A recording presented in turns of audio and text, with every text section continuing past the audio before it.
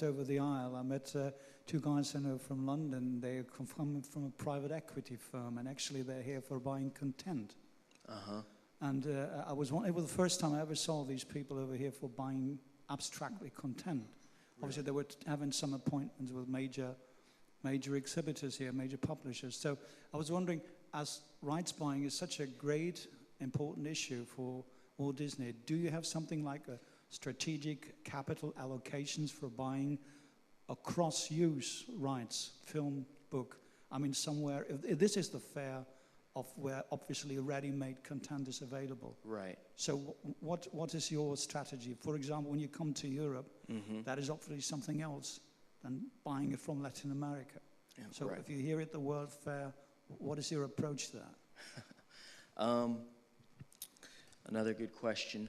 I think the answer is that, as far as I understand it, and I can't speak for every division at Disney, you know, on a very, very specific level, but just speaking from my own experience within my division, in terms of obtaining rights to any underlying property,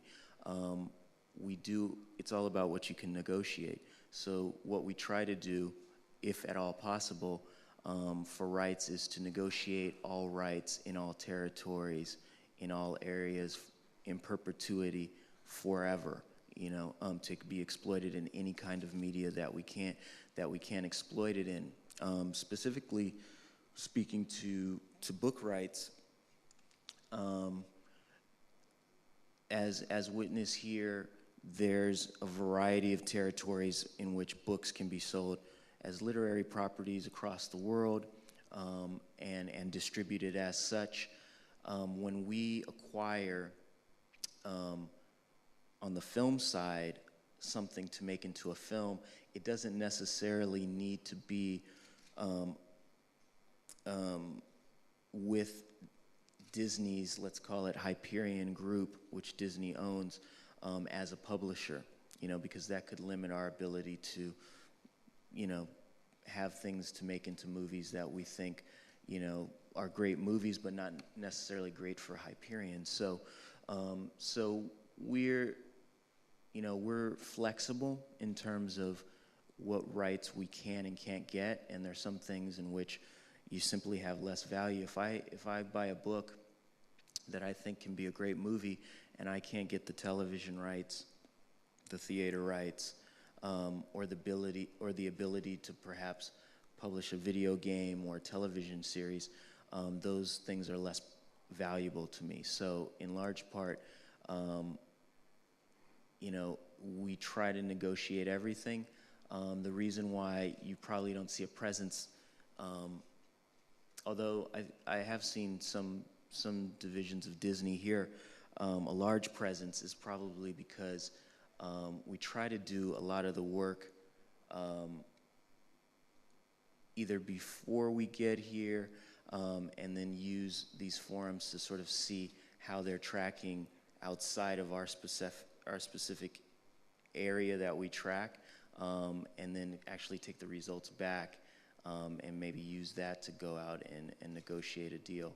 If a book comes to Frankfurt and sells across territories, that's information that we'll use to inform, you know, our interest or our deal making in something.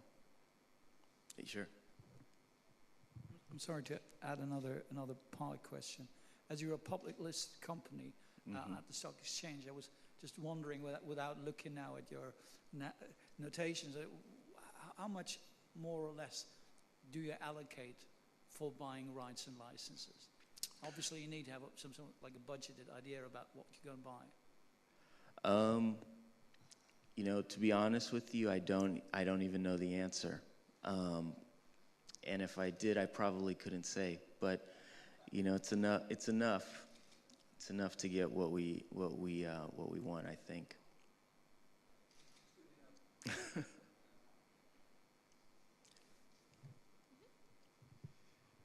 Your company did earn a lot of money with the same films like for decades, like Jungle Book, like Lion King. Now the young generation is racing with interactive, with video games. Do you think that they still will have interest in these conservative, old-made, fashioned films? You're speaking to the animated films, Lion King, that sort of thing.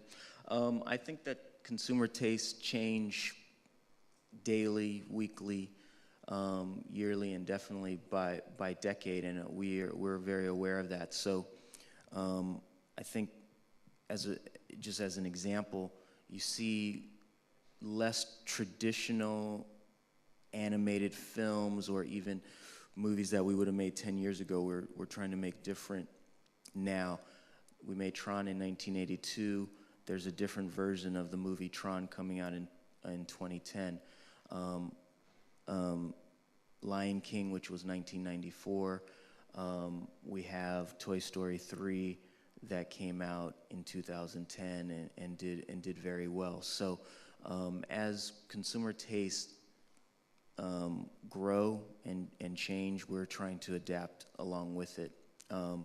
And so the goal is not to feel nostalgic as the only nostalgia is not the only reason that you should go see a Disney film, but hopefully because the story in and of itself interests you today. At least that's the goal.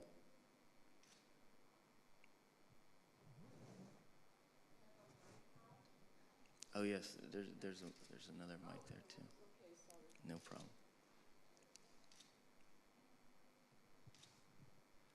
Hello, my name is Baron, and I'm wondering if it is somehow easier if you start a transmedia campaign to focus on some sort of flagship product, which would be, in the case of Disney and the topics you talked about, of course, a movie. Or is it some sort of new approach to build an IP department that develops a transmedia IP and does not focus on any specific media right from the start? Mm-hmm. So it's just the IP, and then afterwards you're looking at the game. Is it possible to make a game from that part of the IP, or is it possible to make maybe a movie from that story arc of the IP, but not start with a specific product right from the start? It's a good question. The truth is that to a certain degree, I think that you're doing that with every property. But you need to launch that IP in some significant way that gets attention or gets what you feel is your core audience aware of it. And so in large part, what you have to do is you sort of have to take a guess that the people will be interested in it and in what form that is the best way to launch it. So just as an example that we've been using, Tron is a film that's coming from our studio that we hope people will go see. But the discussions about, what forms of media we can also exploit it in have been long in conversation. So there's a video game, there is a television show, there's a comic book, all of those things. We decided that the strongest platform to launch it is a feature film. But yes, there are going to be examples in which we're thinking about something as an intellectual property that we like across multiple platforms that we probably won't launch first as a film, but might do it as a game first or as a graphic novel first, depending on what we think, the best way to sort of make people aware in the general marketplace. And also, there's sometimes where you're going to want to do some research first. So, it's cheaper to publish a graphic novel or a book than it is to release a feature film. So we might see if there's an audience there before we decide to spend more making the film or the video or developing a video game. Thank you very much. It's just a last question from me. Sure. Is there some sort of IP testing before, you're starting with a comic? You just told that a comic would be a good idea to Mm-hmm. get an IP started that's not already out there and to test if it works. Mm-hmm. But is there some specific test that is not based on the medium, like just the IP, like showing characters and asking if they are accepted by the target audience and that kind of stuff? Thank you. Yes, there is. There's an internal, I call it an internal vetting process. You know, sometimes in television, at least in the US, I won't speak to the rest of the world, there are focus groups that come in and watch shows and give you a rating based on what you film. For what I do, we have to internally vet it, and there's a group of people, sometimes small, sometimes very large, that will look at something to see whether it's worthwhile going forward before we end up launching it at all. And there's plenty of work to be done before that can happen. A story to be written, you know, visual elements to be sort of put together. Sometimes there's an entire pre-visualization that goes on in terms of computer-generated effects, that kind of things, putting it into 3D, and then we watch it, we talk about it, and we decide if we're going to move forward. So it's less official. There's less of a way to track it, but it does happen internally. Okay. So I think that's it. Unless there's any more questions, thank you guys for having me. Much appreciated. And have a great rest of the fair.